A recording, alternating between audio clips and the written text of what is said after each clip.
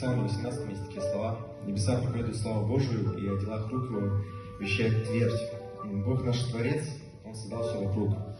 Он наш великий архитектор и художник, и в песне есть такие слова: «Сияние неба и дождя, и росток сухой земли мне ответит снова, что нигде нет подобного тебе». И самое удивительное качество Бога, правильно к нам, это любовь.